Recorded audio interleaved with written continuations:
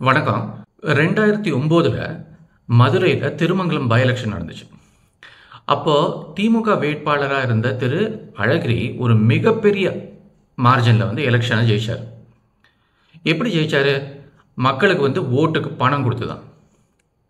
ஒரு 5000 ரூபா ஒரு ஓட்டுக்கு ஒரு சீல்டு என்வெலப்பில் நியூஸ் பேப்பரில் வச்சு ஒவ்வொரு வீட்லேயும் டிஸ்ட்ரிபியூட் பண்ணாங்க. இதை தான் ரொம்ப பெருமையாக ஏதோ பெரிய சாதனை மாதிரி திருமங்கலம் ஃபார்முலா அப்படின்னு எல்லாரும் சொல்ல ஆரம்பித்தாங்க.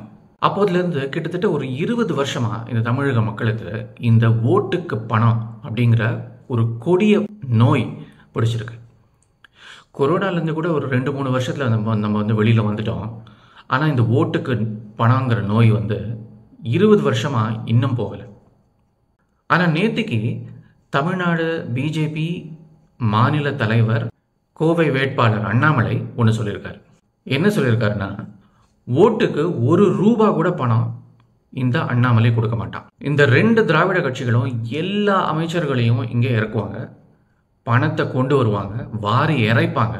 நூற்றுக்கணக்கான கோடி ரூபாயை கோவையில் அவங்க செலவு பண்ணுவாங்க. ஆனால் இந்த அண்ணாமலை ஓட்டுக்கு 1 ரூபா கூட கொடுக்க மாட்டான் அப்படின்னு சொல்லியிருக்காரு. வீடியோக்குள்ளே போகிறதுக்கு முன்னாடி சப்ஸ்கிரைப் பண்ணுங்கள், ஷேர் பண்ணுங்கள், லைக் பண்ணுங்கள்.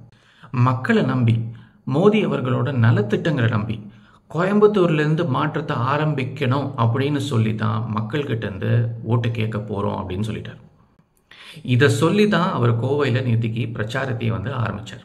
இதுதான் ஒரு தலைவனுக்கு அழகு. இந்த திராவிட கட்சி தலைவர்களால் இதை சொல்ல முடியுமா? மக்களுக்கு பணநாயகத்தை இல்லை, உண்மையான ஜனநாயகத்தை காட்டுற ஒரு தலைவர் தான் அண்ணாமலை.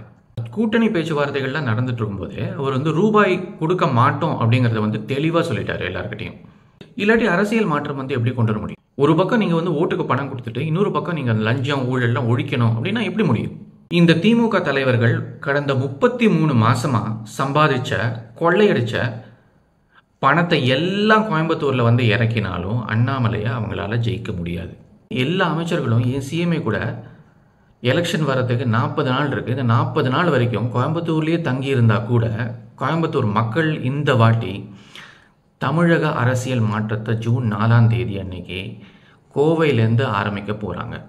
2024 கிடைக்க போகிற இந்த வெற்றி தான் 2026 அசம்பிளி எலெக்ஷனுக்கு ஒரு மிகப்பெரிய ஆரம்பமாக இருக்கும். இது வெறும் வேட்பாளர்களுக்குள்ள இருக்கிற போட்டி மட்டும் கிடையாது. 70 ஆண்டு கால அதர்மம் ஒரு பக்கம், தர்மம் இன்னொரு பக்கம்.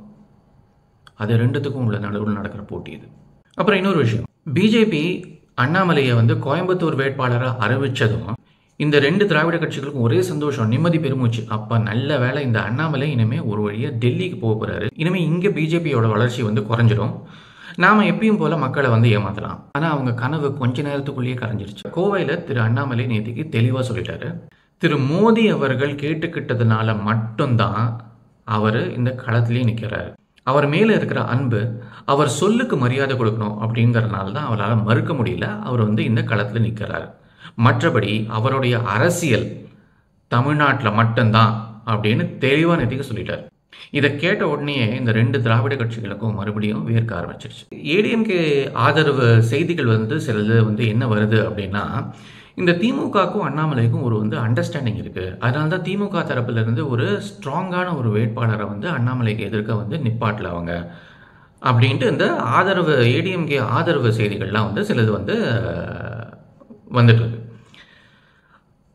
அவங்களுக்கு ஒரே ஒரு கேள்வி தான், இந்த எடப்பாடி பழனிசாமி ஏடிஎம்கேவுடைய தலைவர் தானே, அவர் தாராளமாக போய் கோயம்புத்தூர்லேயே போய் நிற்கலாமே. நான் தான் வாழும் எம்ஜிஆர் ஜெயலலிதா அப்படின்னு சொல்லிட்டு இருக்காரு. 2 கோடி தொண்டர்களுடைய சப்போர்ட் இருக்கு அப்படிங்கிறாரு. அவர் தாராளமாக போய் நிற்கலாமே. ஏடிஎம்கேவுடைய 2ஆம் கட்ட தலைவர்கள் யாராவது ஒருத்தராவது இந்த களத்தில் நிற்கிறாங்களா அப்படின்னு சொல்லுங்க. ஏன் நிற்கல? இந்த ஏடிஎம்கே லிஸ்ட்ல இருக்கிற வேட்பாளர்கள் யாராவது ஒருத்தரையாவது தமிழக மக்களுக்கு தெரியுமா?